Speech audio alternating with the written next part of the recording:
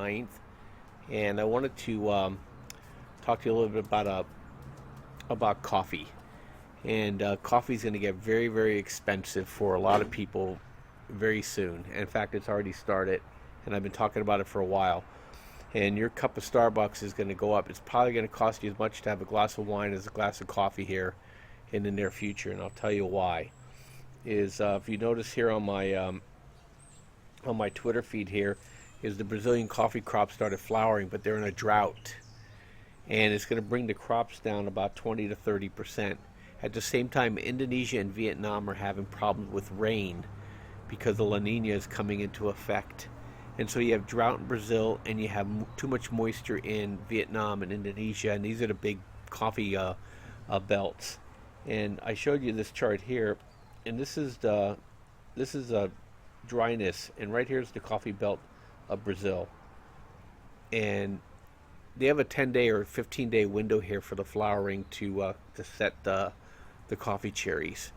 And if it stays too dry, they're not going to get the crop that they want, and it's going to cause a big issue, and it's going to drive the price of coffee through the roof. And then on top of that, as supply is diminishing, our millennials have been following the marketing of Starbucks and Pete's and all these other places, and they are basically outstripping supply for coffee around the world.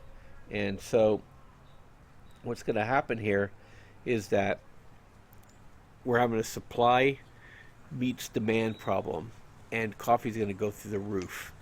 And so when you look at, and the smart money's already figured this out, and I've been talking about coffee since March. So we've been just driving this train. I told people we're going to at least get a double. We're already almost at our double, but we're going to double from here because the climate is going to get worse, and it's not worse the way you think. It's going to be worse the wrong way. The La Nina and the cooling are going to cause problems with the coffee crop for the next few years, and that's not Starbucks' only problem. The price of milk has gone up, and so we're having problems with milk prices. We're having problems with coffee prices, and sugar has been high.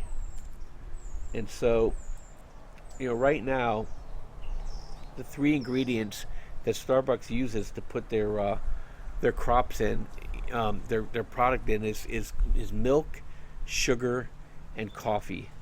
And look at the prices of all this stuff.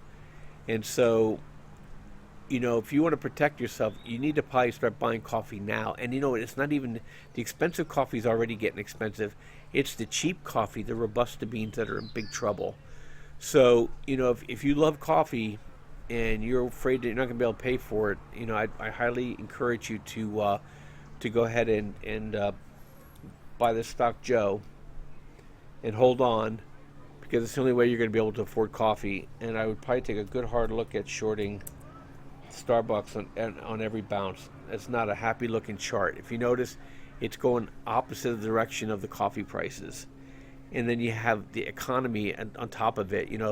I did a study here, and I think the average person spends, or average family, probably spends between $1,100 and $1,400 a year at Starbucks. I mean, if you think about it, you're making $30,000 or $40,000 a year, and you're spending $1,000 of it at Starbucks, and the prices start to climb. You're going to be cutting back, and Starbucks is going to feel that pain. So, we're going to be following Starbucks. We're already following coffee, and I think there's going to be some great opportunities for you to be able to pay for your coffee bill by following our trades. Anyways, Bob from Trade Genius. Hope you have a great day, and I'll catch up with you guys again soon with some more tidbits. Thanks, bye.